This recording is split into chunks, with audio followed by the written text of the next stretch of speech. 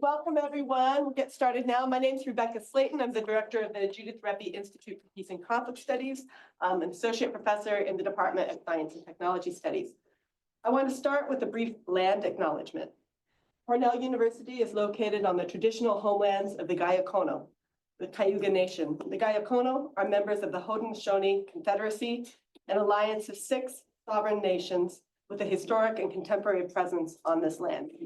The Confederacy precedes the establishment of Cornell University, New York State, and the United States of America. We acknowledge the painful history of Gayakono dispossession and honor the ongoing connection of Gayakono people, past and present, to these lands and waters. So now I'm very pleased to introduce our speaker for today. We're delighted to have Dr. Marcus Board, who is an associate professor of political science at Howard University. Professor Board is the author of Invisible Weapons, Infiltrating Resistance and Defeating Movements, published by Oxford University Press in 2022. That book is the winner of the W.E.B. DuBois Best Book Award, Best Book on Race, Ethnicity, and Justice from the American Political Science Association, and the Most Outstanding Book Award from the Association for Ethnic Studies. And I think we'll hear more about that today. So I'll turn it over to you. Thank you. I'll be here with you all. Happy you're here. Looking forward to a discussion. I want to start a little bit with an acknowledgement, which is that I did see some of your responses and some of your questions. So I just want to kind of get a few things out first. This is not just about Black women or Black people, but it uses the experiences for a particular reason, which I'll explain today. This is most suitable in any context where there's a sort of democratic peace.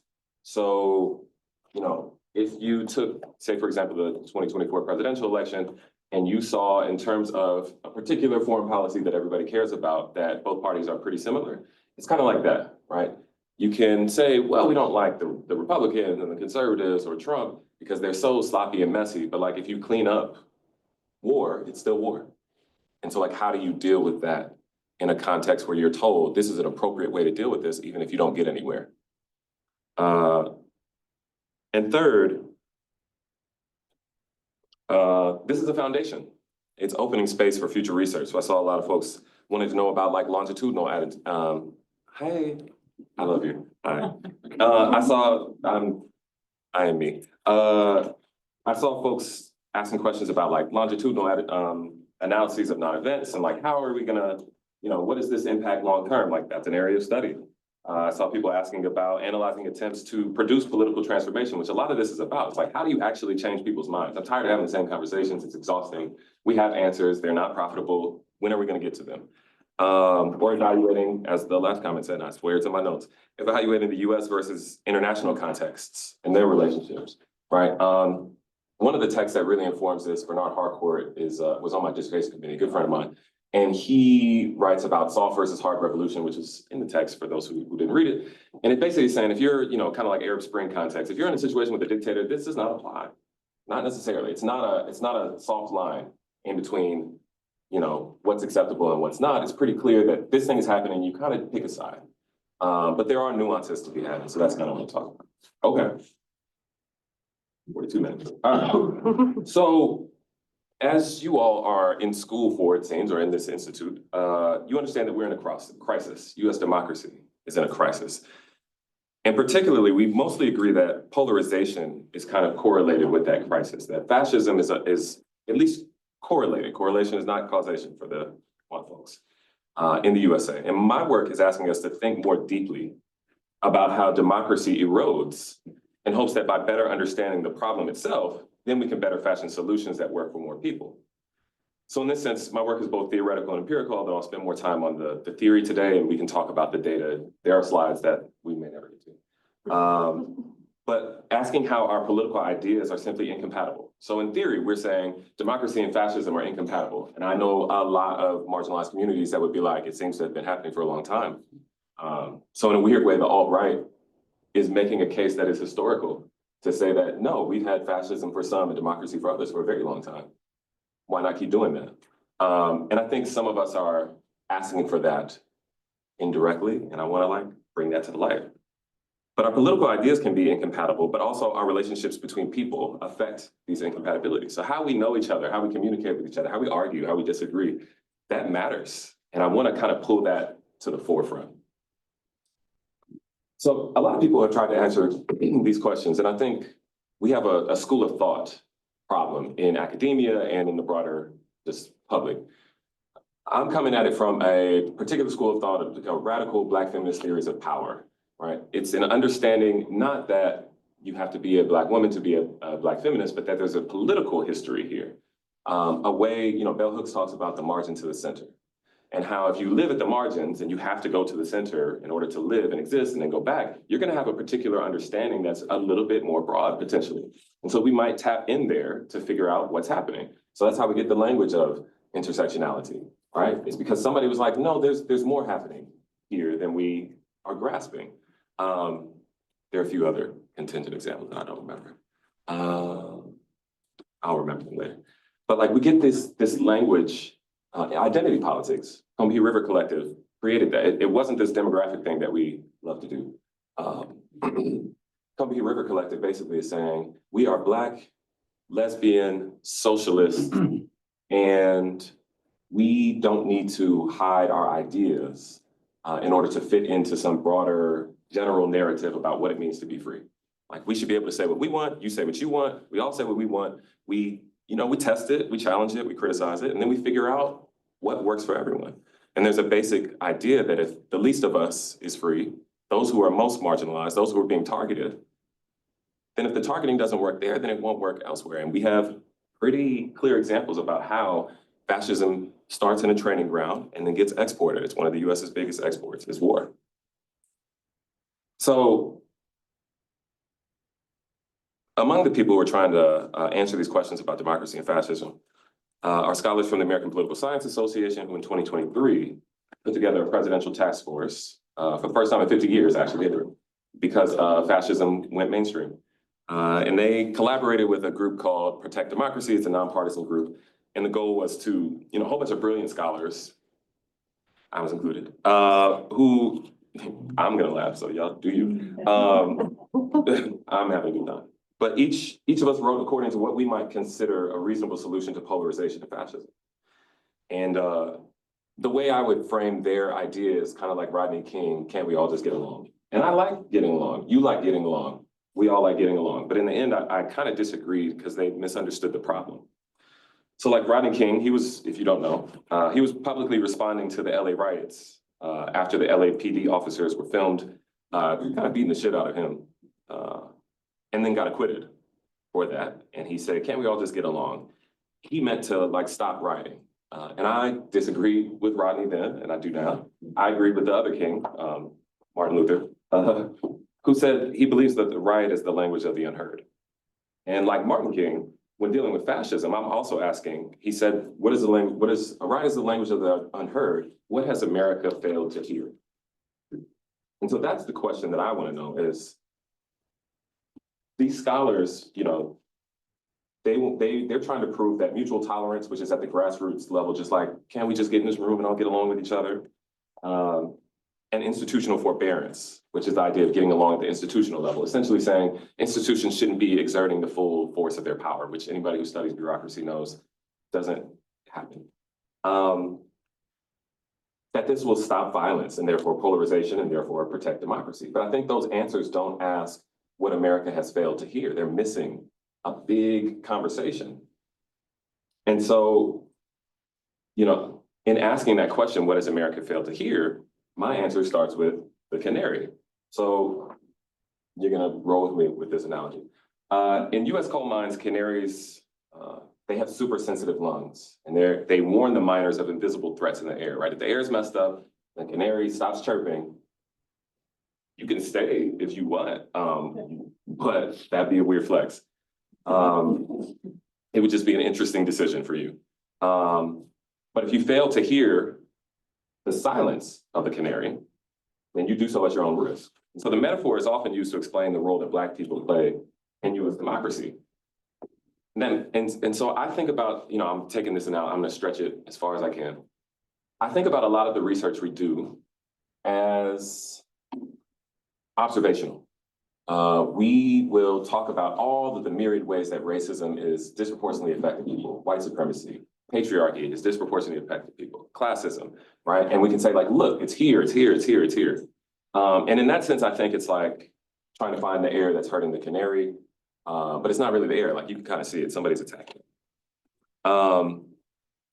We all see it as well, right? Police disproportionately funded, yet killing Black people with advanced weaponry. Universities leveraging their power to threaten students in encampments. Neighborhoods that were once plantations still house the same material wealth that they did when Black people were like slaves or enslaved, right? So like, it just hasn't changed in a way. It's one of the more interesting things I like to talk about, how the South actually kind of won the war, or they won the country. They lost the war, but won the country.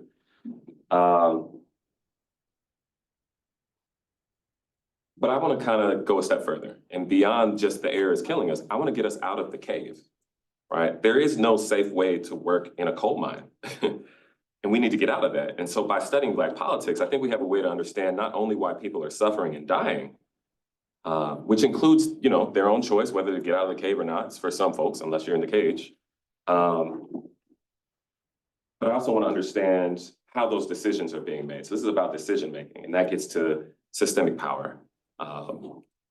How these crises exist because we're working in mines. And so I want to talk about the relationship between systemic power and personal responsibility through the lens of race and gender politics. Yeah, it's fine.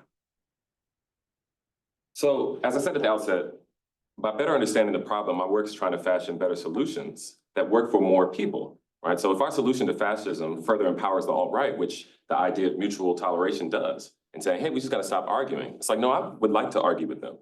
I don't want them to go unchecked or unaddressed. I think they need to stop. So now am I a problem because I engage in argument? And anybody who's been in a relationship knows maybe. Maybe, but that's a conversation. We gotta talk about it. Why is a relationship? What happens if our understanding of fascism and our solutions benefit white people, which is, in this country, the majority? That's a good thing, right? But what if it happens at the expense of other people?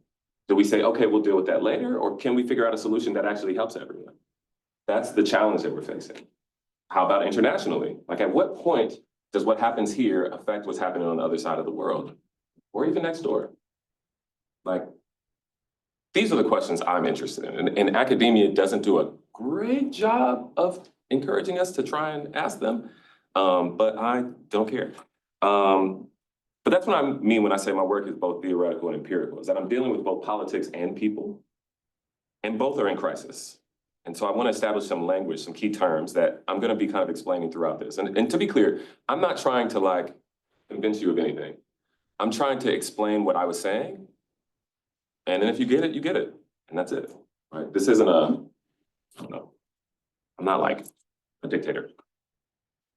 So in the context of understanding polarization, and remember, that is the context that I'm working with, I define democracy as a political apparatus where governing institutions carry out the collective will of the people. And of course, we could talk about free and fair elections, we can talk about a free press, we can talk about all these different things. But generally, this idea is about carrying out the collective will of the people. Uncontentious politics, I'm defining in the context of liberalism. So this is rejecting extra systemic politics that operate outside of and to exert pressure on democratic institutions. So essentially, like when people are protesting and someone says, you shouldn't do that because we have systems, you have to work through the system, that kind of idea.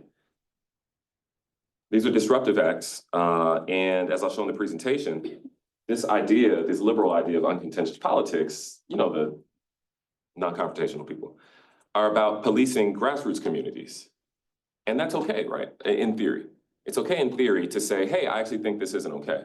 But there's a power imbalance. So your capacity to tell somebody who's protesting something, hoping for change, well, the status quo is the status quo. So their capacity to change is small and your capacity to stop them is big because you have the entire system behind you.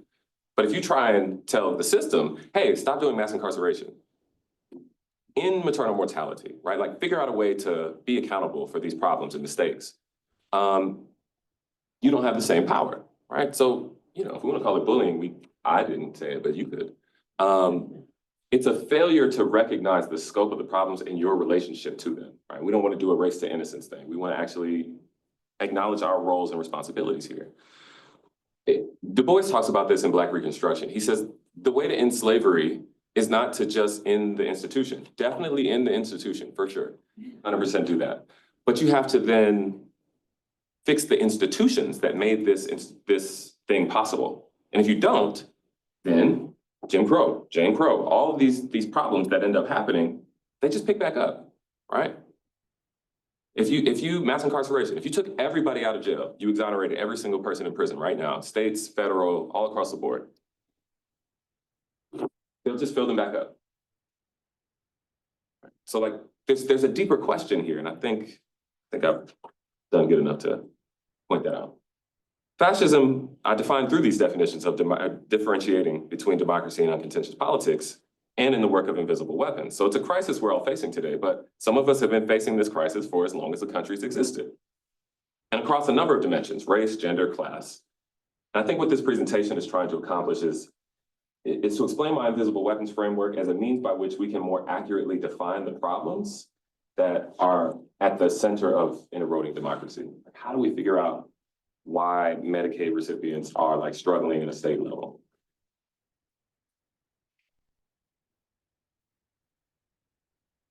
And as I mentioned, that's about the relationship between personal responsibility and systemic power, like how these things connect to one another. And how power specifically manifests in the relationship between grassroots versus elite agency, right? So you're gonna hear a lot of like words and language and stuff, you are hearing. I'm not saying that people who are elites should not have the right to organize around their interests. I'm saying that everybody should be able to organize around their interests and power should be shared equitably. I'll explain what that means in a moment. Okay, so what's the answer? Enough, kind of dance around definitions and these bird analogies. It starts with this woman and this child. This is Corinne Gaines, pictured here with her son, Cody. Trigger warning, police violence, reproductive violence, a lot of stuff is gonna come up right now. So Corinne lived in and near Baltimore her whole life. That means lead paint poisoning, that means failing schools, that means Democratic local state government for her life, a lot of descriptive representations, a whole bunch of Black people in there. And she's a mother of two. Cody is her oldest, he was 5 at this time. And she was very interested in the movement for Black lives, which is a movement trying to get everyone out of the coal mine, I would say. It's literally dreaming and imagining freedom, having enough hope to think it was possible, and then acting on multiple fronts to try and make it a reality. And so she would post on Facebook, which is not necessarily the best and only way to be engaged, but it is one. But she would post on Facebook and Instagram talking about the protests and resistance in places like New York with Eric Garner and Ferguson with Michael Brown Jr. And then in 2015, when Freddie Gray was killed in Baltimore, followed by the city erupting in flames, right? Her city. So I can't speak to her frontline participation, as I said, but I can say that she was posting a lot. She said, I'm gonna tweet through it. And her accounts are still active if you care to go check. Or at least it was last time I checked. And she points out that the riotous portions of the Baltimore uprising started when police got allegedly a warning that students are gonna be rioting, there's gonna be a purge. And they took it seriously, and then they canceled school and they sent all the students to this like random bus depot, but none of the buses were there. And when they got to the bus depot, where they could usually go home, but everybody, or in an orderly way, there were police there in riot gear. Now, there were a million cameras on the scene, but somehow nobody saw who threw the first stone. I don't, do what you want with that. But she basically is saying like, yo, these police in full riot gear are like instigating with these kids who are not trained, who are not protected, who have no agency in this particular context to navigate this power dynamic. And so, yeah, some stuff happened. She also rightly pointed out that the US defense budget is extraordinarily large. So to say that violence didn't have a place is just an interesting, in politics, it's just a really interesting claim by the US to say like, yo, we need no violence in our politics. And it's like, well, the math isn't mathing, literally.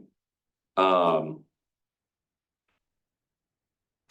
we'd eventually learn that among the fires that were set in Baltimore, if you remember, one was a CVS, and we would eventually learn that CVS was set on fire by Baltimore City Police, who were covering their tracks. It was the Gun Trace Task Force. They stole all the drugs from the pharmacy and then like lit the building on fire. So Fun fact. So time passes. That's 2015. The next year, 2016, Gaines is driving. She gets stopped by the police for having no tags.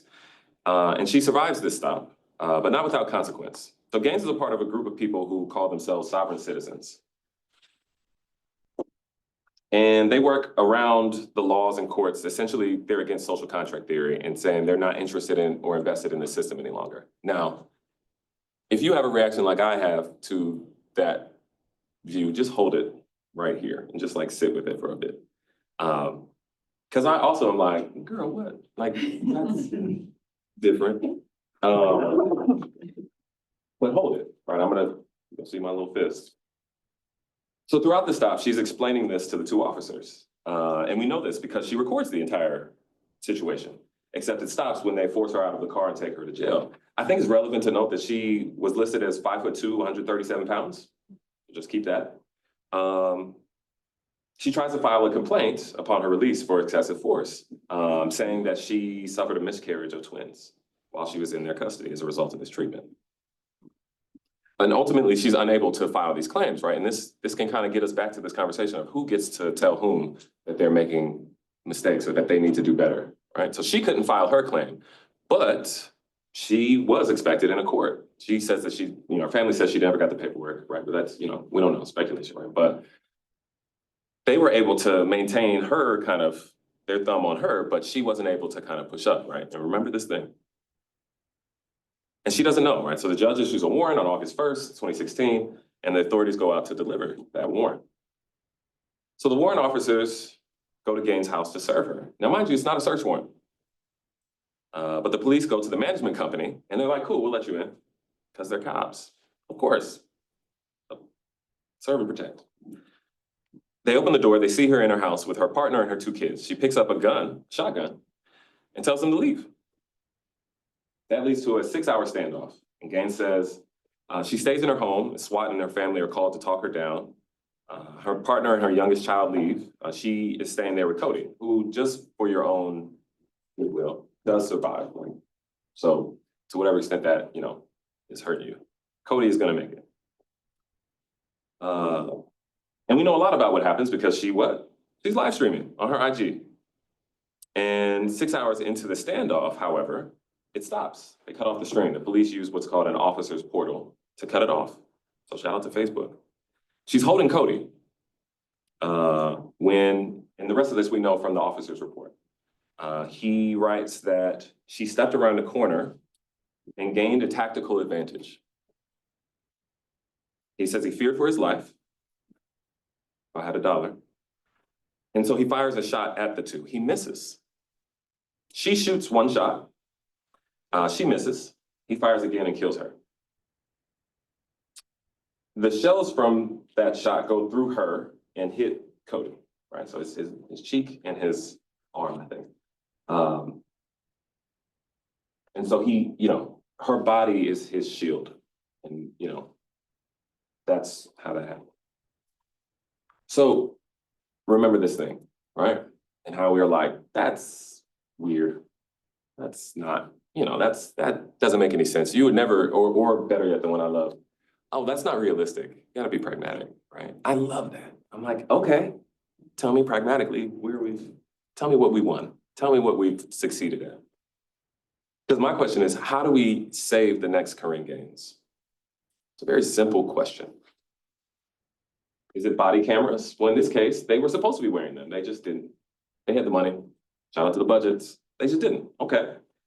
Maybe video recorded. Well, Facebook cut off the stream. Maybe we take it to court. Qualified immunity. Nobody was criminally charged for this.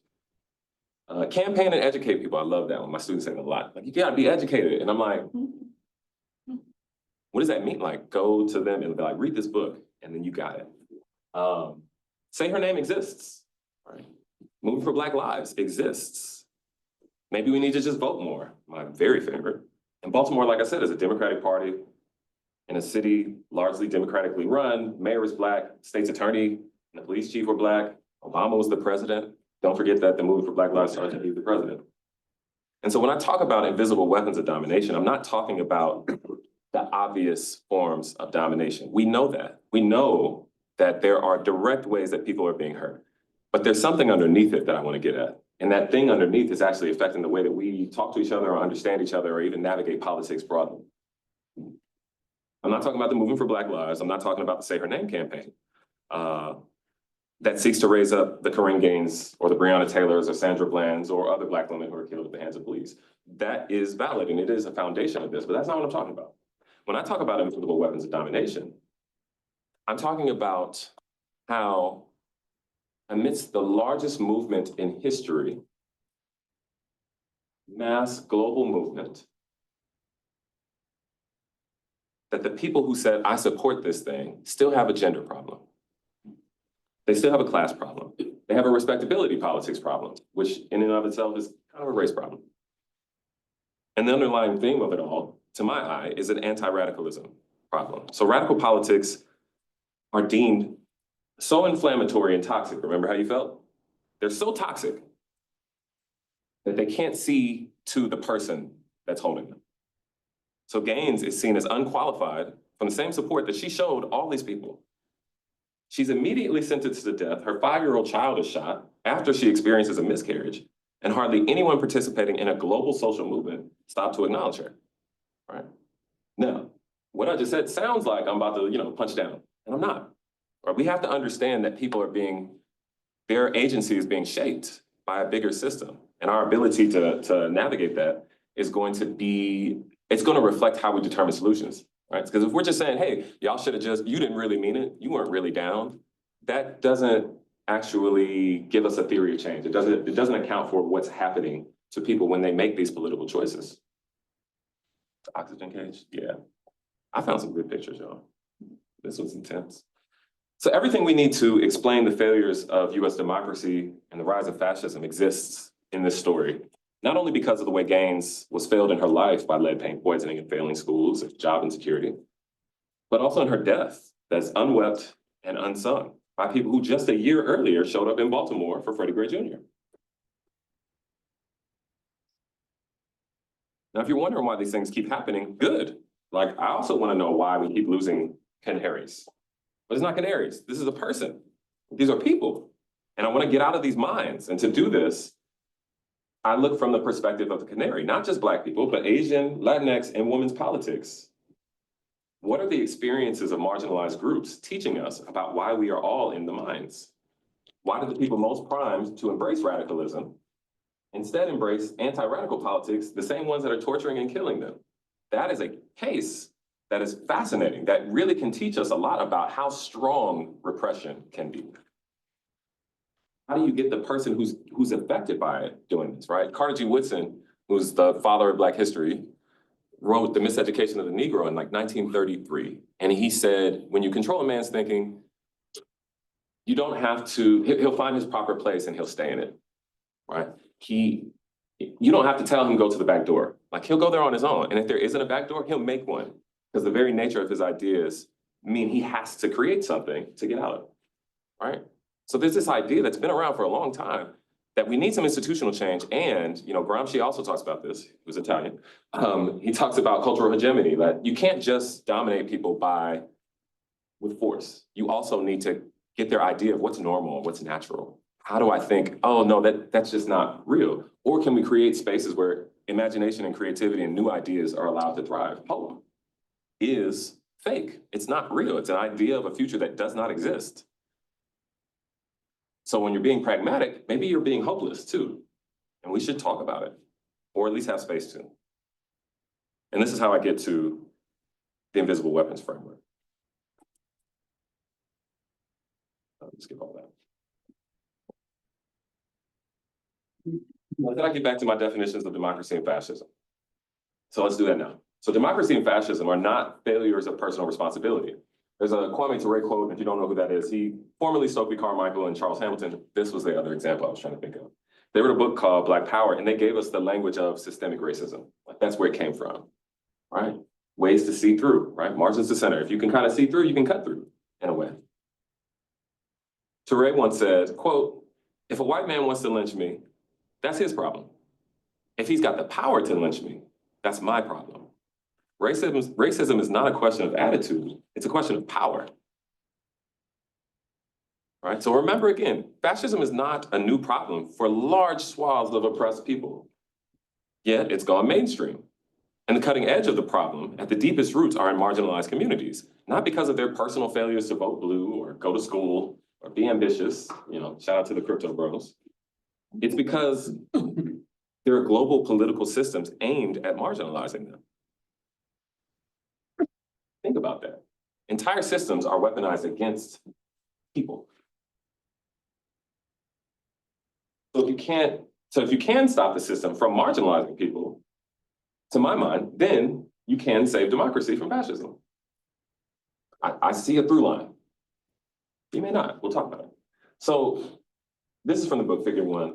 The y-axis shows us a spectrum where on one end, you're trying to stop a system from marginalizing people, pushing for systemic accountability. On the other end, you do not, right? That's neglecting structural accountability.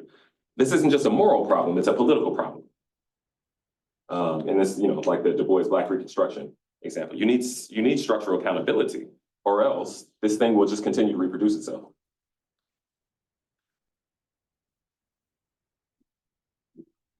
Today, we see the same thing with mass incarceration. As I already said, you could empty the jails, but people will still feel, oh, I got ahead of myself. That's nice, right? But these are just examples that show that there's a politics involved. It's not like, oh, I care more, you care more, I showed up to the talk or you didn't, and like, my comments are, I don't believe what I believe. It's a school of thought. It's the way that we think about this, and we can have this conversation if we have the tools.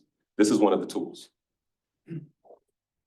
The x-axis shows a spectrum where on one end, you're invested in sharing political power based on need, that is equitably, and on the other end, you're ceding power by embracing elitist politics, right? Elitism and elites are different. Elitism is a politics, elite is a person. I am an elite to plenty of people.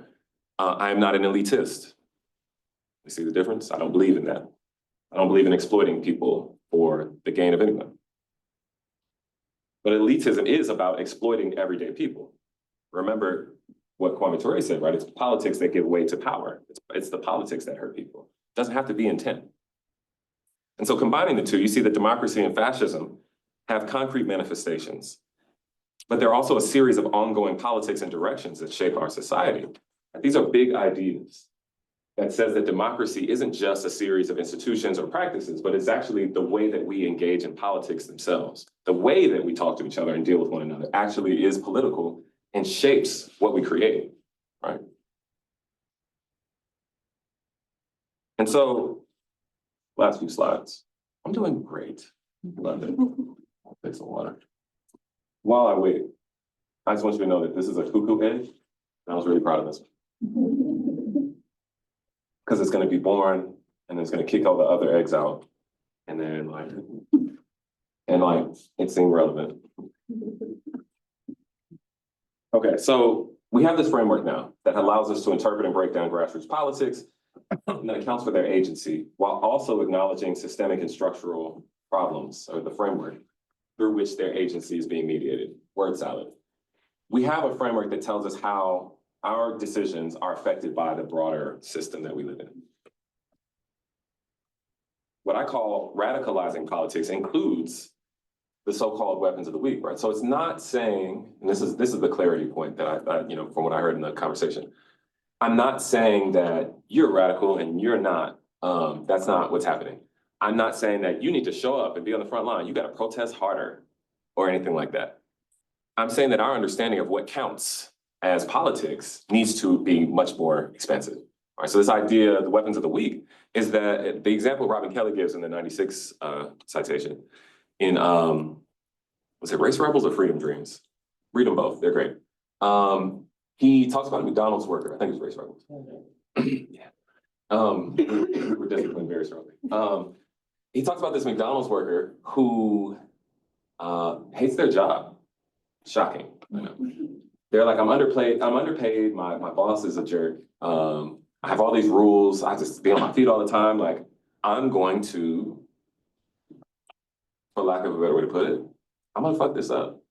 Their words, not mine, right? And so they like take long breaks and they take food that they're not supposed to. And they show up late sometimes. It's like, this job is trash. I don't want to be here, but I need money, I have to work, but you treat me bad, so I'm gonna figure out ways to like push back. Now, they're not planning an uprising, they're not organizing a movement, but they do get shamed. Like, we need to be better workers. Yeah, show up at work on time, you gotta dress appropriately. See that hat I was wearing when I came in? Insane. I don't wear that hat. It's a wild hat. Look at my granddaddy. But there are ways that we have to show up, right? And in some ways, we can think about politics as not just, oh, but did you vote? We can think about like, how are you affecting the communities you inhabit? Because a lot of times we try and do this thing where we want to change everything right now as if it wasn't created over generations, but we're not willing to do the work in this room with the people we can literally touch. And that is an interesting choice. What I call de-radicalizing politics, and this is through the invisible weapons framework, is disempowerment and silencing that leads to co-optation and disengagement. Essentially, I'm saying, if you are silent, well, this is Zora Neale Hurston, actually, if you're silent about your pain, they'll kill you and say you liked it, right? Or Audre Lorde said, your silence will not protect you. If you're silent long enough, if you're told what I do doesn't matter, it doesn't count, it doesn't have the impact, it doesn't actually have any power, what I find, and this is the data that I'm not showing you, but I can, is that people then shift their politics in line with what's possible, what they think is possible, right? And that in and of itself eliminates the possibility of change because there is no hope. There's no idea of a different way. It's satisficing. So I want us to just think about how that affects us today. I think that's what makes my work a little different, is that well, it's a bottom-up approach, right?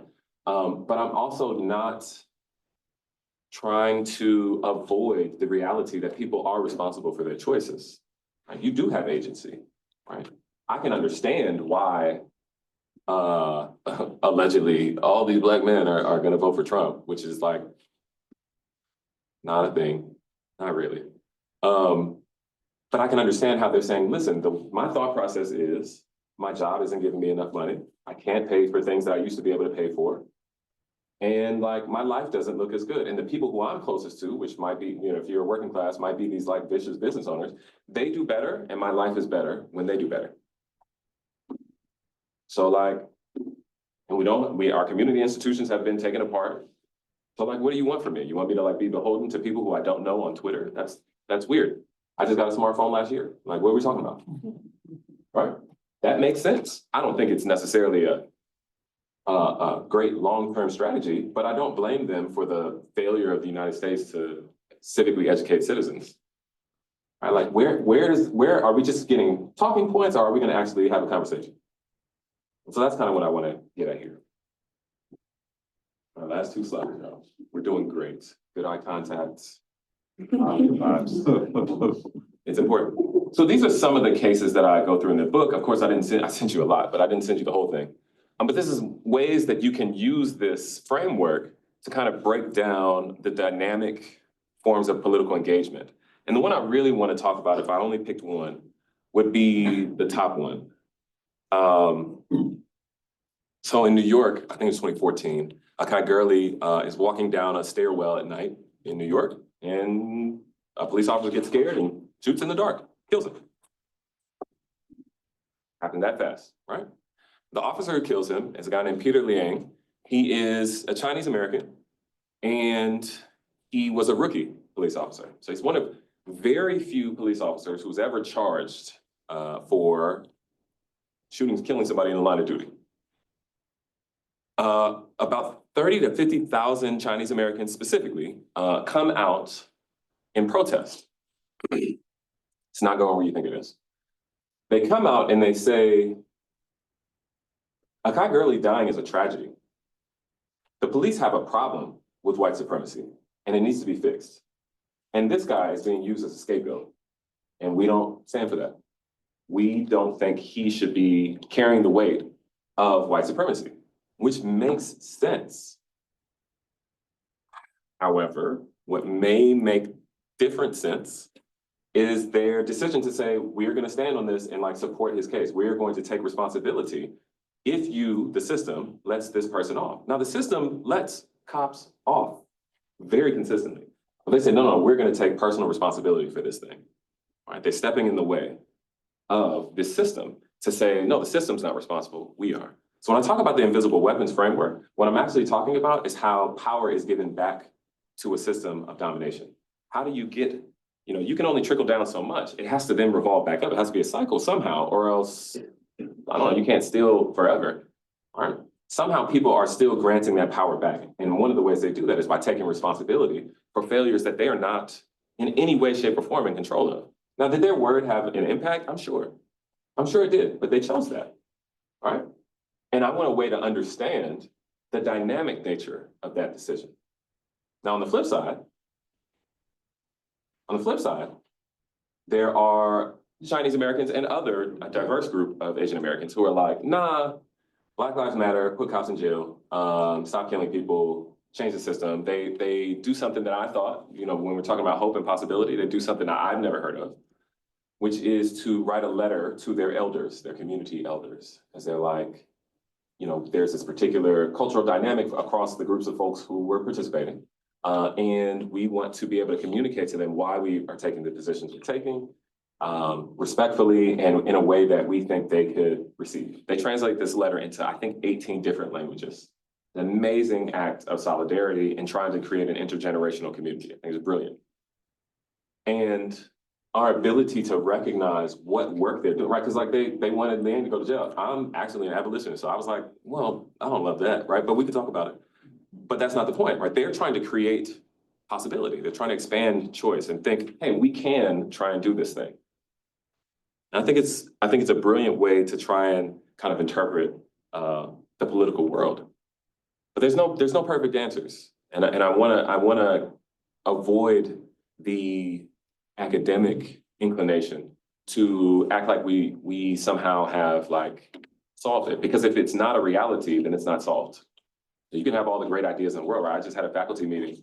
I won't say it on camera.